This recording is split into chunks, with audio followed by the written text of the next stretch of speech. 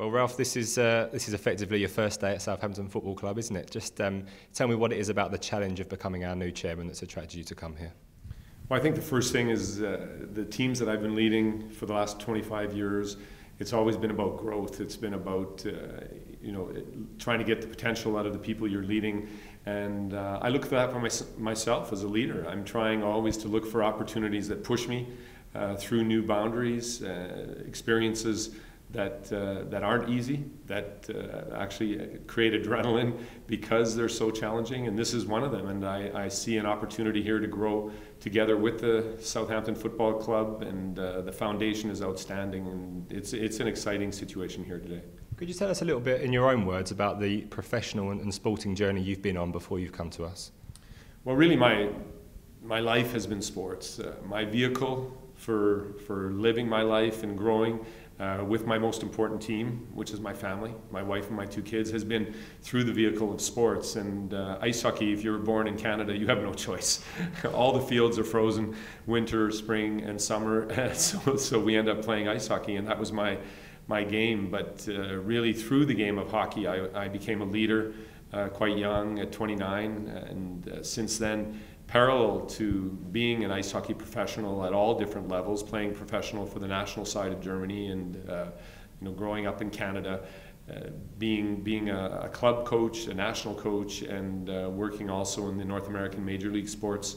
There were at the same time I was working on leadership models. I was working with corporate groups and charity groups and all kinds of different levels of organizations with the World Economic Forum to try to figure out what is the best way to lead a group and how teams truly can find success. And I define success as getting to your potential. So for me here, it was that journey that I was taking at the same time, being a leader and working on those models, and through sports that has brought me actually to Southampton. And you've certainly just come on the back of a very positive experience out in Sochi as well with Team Canada. Yes, that was a step actually in the direction I'm going here. I was the advisor of the coaching staff, so it was more, I was involved with preparation. I wasn't on our pitch being frozen, of course.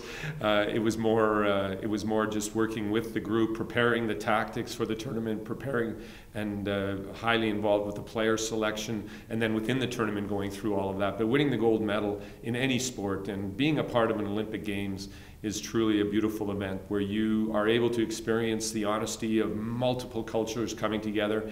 You take away religion, you take away sports, and you take away politics, and you just bring sports in as a common denominator, and it was amazing to experience another Olympics. Now, as we said at the start, this is effectively day one for you at the club, but you've been involved, haven't you, for the last two months or so, really, just observing and seeing, what this club's all about. What have your impressions been over that 2-month period? Well, when I was brought in here in January by Katarina Liebherr, and I must say she is the one that truly motivated me for this position. When I met her in late 2013 about this theme, it was her values, it's her principles, it's the way she is as a human being that opened my mind up for this opportunity. And then I said to her, I need to feel what is going on there. I need to feel that I can honestly help the organization, that I can be a part of something special. And so when this opportunity came up in January, we walked into the organization. I was able to come in contact with the great majority of the employees here, of the staff. I was able to meet with Maurizio, with the team, and what I felt wherever I looked was a very honest and positive soul and spirit in the organization, and it inspired me to look further and more serious at this. And after the Olympics, Katarina asked me whether I'd be willing to be chairman of the club, and without a hesitation at all, I was able to walk away from the sport that I've been a part of and come into this new sport in this environment, because I believe in the people that are here. I believe in the soul of the organization, the fan base, and what I've been able to experience in this building. So there's a huge opportunity here. There's a lot of work to do. It won't be easy. It will be a challenging task to get this organization to its potential, and I look forward to carrying that responsibility. There was much talk, certainly in newspapers and things like that, of turmoil at the club being a club in crisis. Is that an impression you've had over the last 2 months? Absolutely not, and it begins with Katarina, the way she has very calmly gone through this process, and there's been no knee-jerk reactions here. We're more than 2 months into the process, and everything has been done for a reason, and the reason being what is best for the club. She's driving that direction, and I look forward to supporting that. And it was really, not only have we found that there are excellent people in the organization, we have found that there are very talented, excellent, and good people in the organization, and it's the talent combined with the character that gives us a big upside. We begun, the first list I received in January was of 207 employees, and there are 205 still here after looking deeply at we're looking for employees that are saying what's best for the club, and I feel that's what's going on here. Everybody's waking up in the morning, coming in to St. Mary's or the training academy and saying what's best for the club, what can I do for the club today, and it's that excites us, because we don't need to change direction. We just need to support what's already here, and there's areas, for instance, commercial, where there's a gap between where we are today and where we need to be to sustain the level of play that we want to sustain here, but it can be closed, that gap, with a strengthening of that department, of that workforce. So that's one example of an area where we see huge upside, but once again, it's building on what's here and not rebuilding. As far as Katarina's concerned, it's clear that there's a very, very deep emotional connection with this club, isn't there? Yeah, it's really one of the things. We had tears actually in our very first conversation, because I'd been in contact here and there with the Liebherr Corporation, having lived in Switzerland now since 1997. So there's been a lot of it's a large, well-respected, principle-based, value-based organization, and of course when Marcus Liebherr passed away in 2010. Katarina was put into a situation that she wasn't looking for this early in her life, so the ties to her father and what he meant and how much he cared about the Saints has come alive in Katarina, and she's really doing this. Every step she takes here, she's doing with her father in mind. Now, you mentioned Mauricio Pochettino earlier. How do you envisage your relationship with him working? Well, Mauricio, when we met from the first minute, we come from very similar worlds. Our sports are different, but I felt a connection on the base of how he wants to treat people, and that's really a big leadership question that you always have to ask if you're going to work with people, is your attitude on how you want to treat people. And when I look at Mauricio and his attitude towards his players and to the people around him in the organization, at the training ground, or when he comes in here to the office, the values are in line. We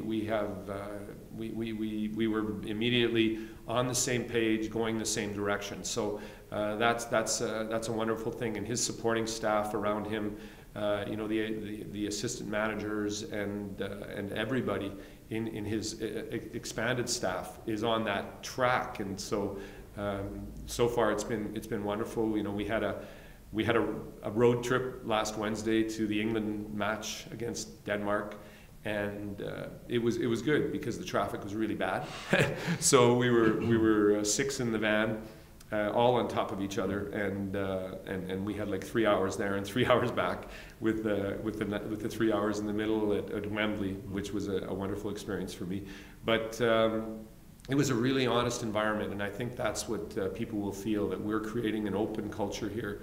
We want people to communicate openly. We want our fan base to be able to communicate with us openly, and Mauricio's right on that track. So good feelings there so far. There's obviously been plenty of talk about him and his contract and things like that. How important is it going to be to keep him and his team here?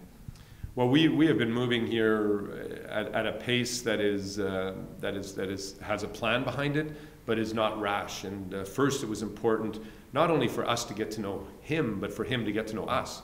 I think I've been there, and I know what he needs as far as the space he needs to do his job and to grow the team. And for me, it's really important that we continue to evolve naturally, and those discussions will come when they must, and we will be very open and very quick at communicating when we're able to finalize. But quite clearly, I'm making a statement here for the comfort we all feel with each other, and let's just take it one step at a time.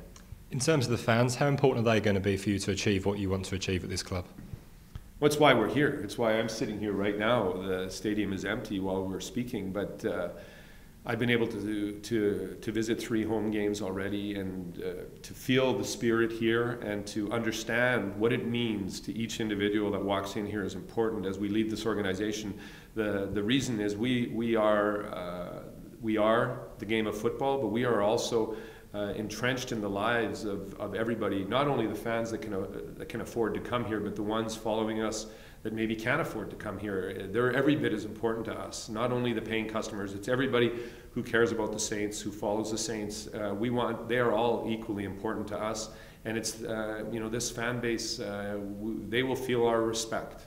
We respect them tremendously, which means they don't always have to tell us the good things. They can also tell us things they don't like, because that's the only way we're going to grow. If we understand what the fan base inside and outside the stadium expects from us, and we will work very hard to fulfill those expectations. And it's clear already that open communication with them is going to be key to that. And we will find platforms, we will find models of communication that work so that they can voice their opinion, that they can interact with us.